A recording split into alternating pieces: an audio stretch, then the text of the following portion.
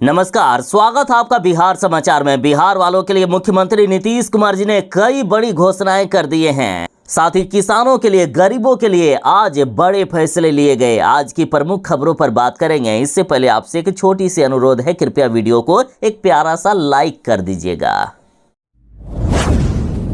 किसानों के लिए बड़ी खबर है। वैसे किसान जिनको पीएम किसान सम्मान निधि योजना का लाभ मिलता है, उनके लिए आ गई है जरूरी खबर। देखिए, अब 20वें किस्त की राशि अगले महीने जारी होने वाला है। बस कुछ ही दिनों में किसानों को फिर से 2-2 हजार रुपए की राशि दी जाएगी। लेकिन इस बार उन सभी किसानों की लिस्ट जारी कर दिए हैं जिनको पैसे मिलेंगे। साथ ही कई किसानों के नाम काटे गए हैं, उनको लिस्ट से बाहर कर दिया गया है। तो किसान भाई लोग अभी चाहे तो खुद चेक कर सकते हैं कि आपको पैसे इस बार मिलेंगे या आपका भी नाम काटा गया है। तो इसके लिए आपको पीएम किसान की ऑफिशियल वेबसाइट जो कि है pmkisan.gov.in पर जाना होगा। फिर आपको फार्मर्स कॉर्नर पर जाना होगा। यहां जाने के बाद आप बेनिफिशियरी लिस्ट ऑप्शन पर क्लिक करें। फिर यहाँ कुछ जरूरी इंफॉर्मेशन को भरें, जैसे आपका स्टेट, डिस्ट्रिक्ट, सब डिस्ट्रिक्ट, ब्लॉक और विलेज। ये सारा फिल करने के बाद गेट रिपोर्ट पर क्लिक करें। उसके बाद आपके सामने पीएम किसान की 20वीं इंस्टॉलमेंट लिस्ट 2025 खुलकर आ जाएगा। मतलब जिन किसानों को पैसे मिलने हैं उनके नाम आ जाएंगे। यदि आपका नाम उस लिस्ट में शामिल है तो आपको भी पैसे मिलेंगे, और यदि लिस्ट में नाम नहीं है तो आपका नाम काट दिया गया है। तो आखिर किन कारणों से किसानों के नाम काटे जा रहे हैं? तो जिन्होंने ई-केवाईसी प्रक्रिया पूरी नहीं की है उनका नाम काटा जा रहा है। साथ ही जिनके जमीन के दस्तावेजों का वेरिफिकेशन नहीं हुआ है या बैंक खाता यदि आधार कार्ड से लिंक नहीं है तो इन सभी का नाम काट दिया गया है। तो ये सब यदि आप फॉर्मेलिटी पूरी कर लेंगे तो आपका भी नाम लिस्ट में आ सकता है। सरकार किसानों के लिए कई तरह की योजनाएं चलाती है, लेकिन किसानों को इस बात का पता नहीं चल पाता है, जिस वजह से किसान योजनाओं का लाभ लेने से अब तक वंचित रह जाते थे। लेकिन अब ऐसा नहीं होगा, क्योंकि बिहार कृषि ऐप से बदलेगी अब खेती की तस्वीर। किसान अब सीधे मोबाइल से पाएंगे सरकारी लाभ और सलाह भी। साथ ही सरकारी योजनाओं की जानकारी भी प्राप्त करेंगे, उसका लाभ भी उठाएंगे। साथ ही कृषि विभाग के सचिव संजय अग्रवाल ने बिहार कृषि ऐप की खासियत बताई है, जिसके तहत ऐप में किसानों के लिए एक डिजिटल पासबुक की सुविधा भी होगी जो बैंक पासबुक की तरह काम करेगी। इसमें किसानों को मिलने वाली सभी सरकारी लाभ, अनुदान, भुगतान की जानकारी, आवेदन की स्थिति और स्वीकृति का ब्यौरा अपडेट होता रहेगा। ये पासबुक पारदर्शिता बढ़ाएगी और भ्रष्टाचार पर लगाम लगाएगी। किसान अब सीधे कृषि ऐप के जरिए सिंचाई सब्सिडी, बीज वितरण, कृषि उपकरण अनुदान जैसी योजनाओं के लिए आवेदन भी कर सकेंगे। आवेदन की वास्तविक स्थिति और दस्तावेजों की जांच भी ऐप पर होगी। ऐप पर किसान फसलों में लगने वाले रोगों, कीटों और खरपतवार की जानकारी प्राप्त कर सकेंगे। साथ ही कृषि विशेषज्ञ से वीडियो कॉल या चैट के माध्यम से सलाह भी ले सकेंगे। साथ ही किसान अपने खेत का मृदा स्वास्थ्य कार्ड ऐप पर देख सकेंगे। मिट्टी की गुणवत्ता के आधार पर ऐप खुद ही उर्वरकों और फसल चक्र का सुझाव देगा। साथ ही ऐप पर राज्य के सभी कृषि मंडियों में धान, गेहूं, मक्का, सब्जी आदि का रियल टाइम बाजार भाव दिखा देगा, जिससे किसान सही समय और सही कीमत पर फसल बेच सकेंगे। यानी जहां ज्यादा भाव होगा, किसान चाहे वहां पर ले जाकर फसल अपनी बेच सकते हैं। साथ ही किसानों को बारिश, ओलावृष्टि, तूफान जैसी मौसमी बदलावों की पहले ही जानकारी ऐप के माध्यम से हो जाएगी। वैसे अभ्यर्थी जो 10वीं पास हैं और एक नौकरी की शुरुआत करना चाहते हैं तो उनके लिए है बड़ी खुशखबरी। बैंक ऑफ बड़ौदा में पियून के पदों पर निकली है बम्पर भर्ती। 10वीं पास इसके लिए आवेदन कर सकते हैं। देखिए, बैंक ऑफ बड़ौदा में पियून के 500 पदों पर बम्पर बहाली निकाली गई है। वैसे तो 3 मई 2025 से ही आवेदन प्रक्रिया शुरू है। 23 मई 2025 तक आवेदन करने का लास्ट डेट रखा गया है। वैसे हमने पहले भी आपको ये जानकारी दी थी, फिर भी यदि कुछ लोग छूट गए थे तो जरूरी खबर है, ज्यादा से ज्यादा शेयर कर दीजिएगा। वैसे तो टोटल 500 पदों पर बहाली हो रही है, लेकिन अलग अलग राज्यों में अलग अलग पद रखे गए हैं। जैसे बिहार के लिए 23 पदों पर बहाली होगी, उत्तर प्रदेश में 83 पदों पर, झारखंड में 10 पदों पर। इसी तरह देश के अलग अलग राज्यों में पदों की संख्या अलग अलग रखी गई है। क्वालिफिकेशन की बात तो कर ही ली कि 10वीं पास मांगा गया है, साथ ही लोकल लैंग्वेज की जानकारी होनी चाहिए। एज लिमिट की बात करें तो मिनिमम एज 18 साल और मैक्सिमम एज 26 साल मांगी गई है। अब रही बात कि इसके लिए आवेदन कैसे करें, तो आवेदन करने के लिए ऑफिशियल वेबसाइट bankofbaroda.in पर जाना होगा। नीतीश सरकार ने ले लिया बड़ा फैसला, अब बिहार के हर जिले में खुलेंगे बीएड कॉलेज। देखिए, बिहार के छात्र छात्राओं के लिए बड़ी खुशखबरी है। शिक्षा के क्षेत्र में सुधार और आधुनिक शिक्षक तैयार करने की दिशा में राज्य सरकार ने बड़ा कदम उठाया है। अब राज्य के हर जिले में एक सरकारी मॉडल बीएड कॉलेज की स्थापना की जाएगी और ये प्रस्ताव राष्ट्रीय अध्यापक शिक्षा परिषद यानी एनसीटीई के निर्देशों के अनुरूप तैयार किया गया है और इसे शिक्षा विभाग ने अंतिम रूप देना शुरू भी कर दिया है। प्रत्येक मॉडल बीएड कॉलेज में 120 सीटें उपलब्ध कराई जाएगी। छात्र छात्राओं को आवासीय सुविधा भी मिलेगी। इसके साथ ही पहले से संचालित सरकारी बीएड कॉलेजों में अब बीएड के अतिरिक्त बीए, बीएससी, बीकॉम जैसी स्नातक कोर्स भी शुरू किए जाएंगे। इससे विद्यार्थी शिक्षक प्रशिक्षण के साथ साथ सामान्य शिक्षा भी एक साथ एक ही संस्थान में प्राप्त कर सकेंगे। बिहार में हो रही 11,389 नर्स की बहाली को लेकर बड़ी खबर है। यदि दूसरे राज्य से नर्स का कोर्स किए हुए हैं तो अब वे भी अप्लाई कर सकते हैं। देखिए, बिहार में 11,389 पदों पर नर्स की बम्पर बहाली हो रही है और यदि कुछ लोग छूटे हुए हैं जो अभी तक अप्लाई नहीं कर पाए हैं तो अब समय बहुत ही कम बचा है। देखिए, वैसे तो 25 अप्रैल 2025 से ही ऑनलाइन आवेदन लिया जा रहा है। आवेदन करने का लास्ट डेट 23 मई 2025 तक है। पहले जारी नोटिफिकेशन के अनुसार दूसरे राज्य से जीएनएम का कोर्स करने वाले इस बहाली के लिए आवेदन नहीं कर सकते थे, लेकिन पटना हाईकोर्ट ने अब बड़ा फैसला सुनाया है। पटना हाईकोर्ट के आदेश के अनुसार यदि दूसरे राज्य में कोई नर्स का कोर्स किए हुए हैं या कोई जीएनएम का कोर्स किए हुए हैं तो इस बहाली के लिए आवेदन कर सकते हैं।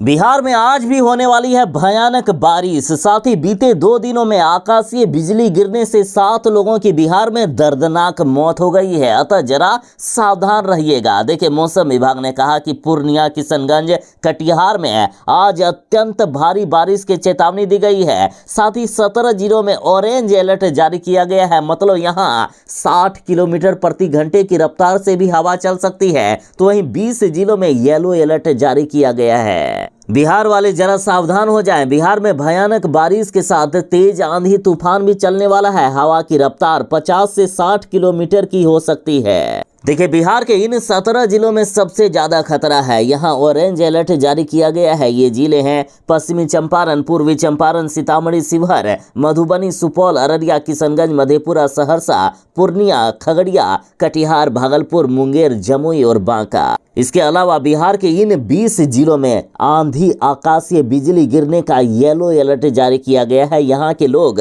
खास तौर पर सावधान रहें। ये जिले हैं गोपालगंज, सिवान, मुजफ्फरपुर, दरभंगा, सारण, वैशाली, समस्तीपुर, बक्सर, भोजपुर, पटना, बेगूसराय, शेखपुरा, नालंदा, जहानाबाद, अरवल, कैमूर, रोहतास, औरंगाबाद, गया और नवादा।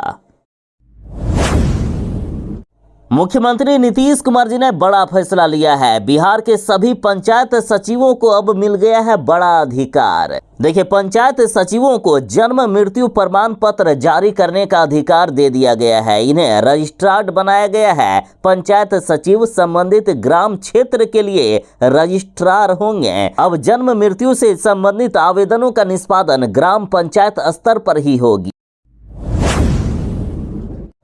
जब एक बीजेपी का नेता न्यूज रिपोर्टिंग करने जाए तो कुछ ऐसे ही इनको मार पड़ती है। देखिए, सन ऑफ बिहार से चर्चित यूट्यूबर मनीष कश्यप गए थे पीएमसीएच। तो पीएमसीएच के डॉक्टरों ने इनकी खूब पिटाई कर दी। इतना मारा कि इनकी हालत खराब हो गई। साथ ही 3 घंटे तक इनको बंधक बनाकर रख लिया गया। और अब खबर आ रही है कि मारपीट के बाद यूट्यूबर मनीष कश्यप की तबीयत बिगड़ गई है। अस्पताल में इनको एडमिट होना पड़ा। दरअसल सोमवार को मनीष कश्यप को पीएमसीएच के डॉक्टरों ने खूब पीटा था। दरअसल मनीष कश्यप एक मरीज की पैरवी करने के लिए पीएमसीएच पहुंचे थे। इसी दौरान उन्होंने अस्पताल में गड़बड़ियों को उजागर करने का वीडियो बनाना शुरू कर दिया।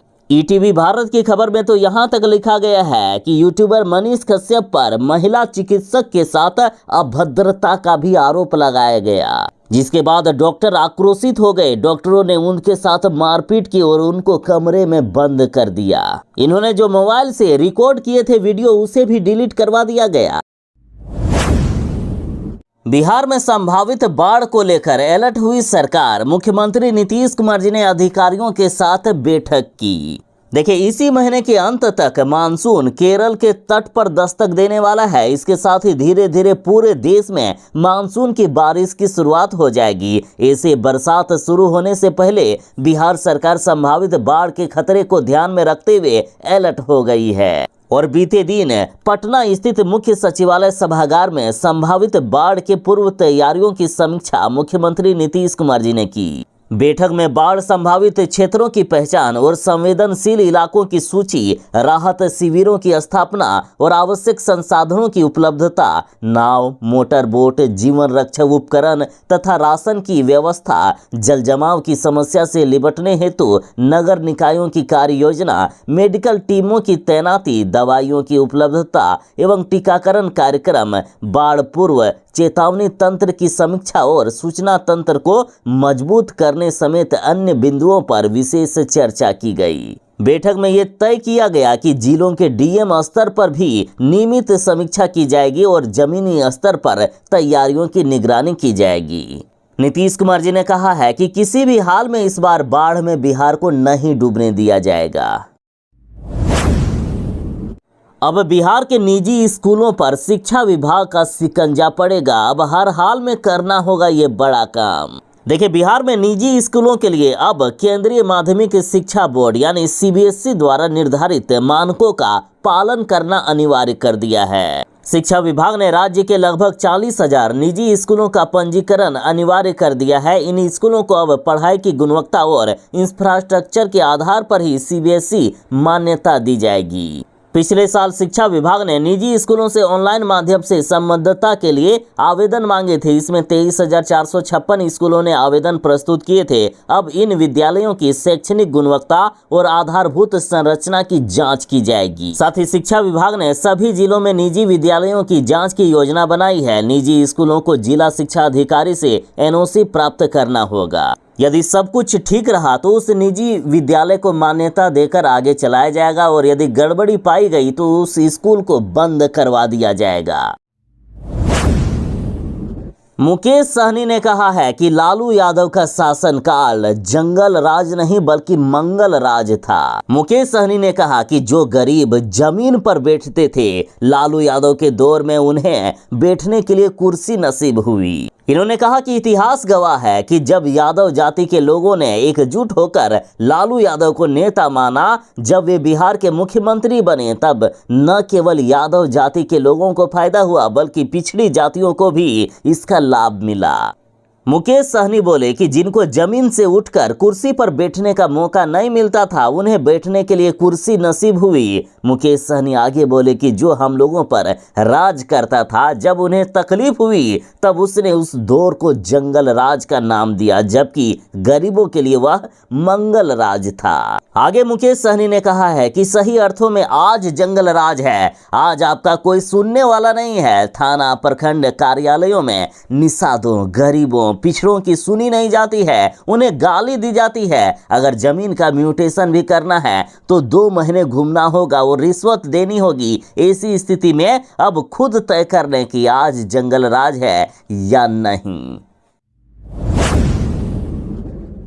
अब सैनिक स्कूल में पढ़ेगा शहीद सिकंदर रावत का बेटा। चिराग पासवान ने उठाई है इसकी जिम्मेदारी। साथ ही चिराग पासवान ने कहा है कि जब किसी परिवार का कमाने वाला सदस्य इस तरह देश की सेवा में जान देता है तो उस परिवार पर क्या गुजरती है, इसे हम सभी को समझना होगा। ऐसे में सिर्फ श्रद्धांजलि नहीं बल्कि परिवार की मदद के लिए ठोस कदम उठाने की जरूरत है। दरअसल बीते दिन बिहार के नालंदा के दिवंगत जवान सिकंदर रावत के परिजनों से चिराग पासवान ने मुलाकात की। चिराग पासवान ने कहा कि जवान की शहादत केवल एक परिवार की नहीं बल्कि पूरे राष्ट्र की क्षति है। साथ ही चिराग पासवान ने वादा किया है कि इनके बच्चों का सैनिक स्कूल में एडमिशन मैं कराऊंगा और उनकी धर्मपत्नी को कोई सरकारी नौकरी दिलाऊंगा।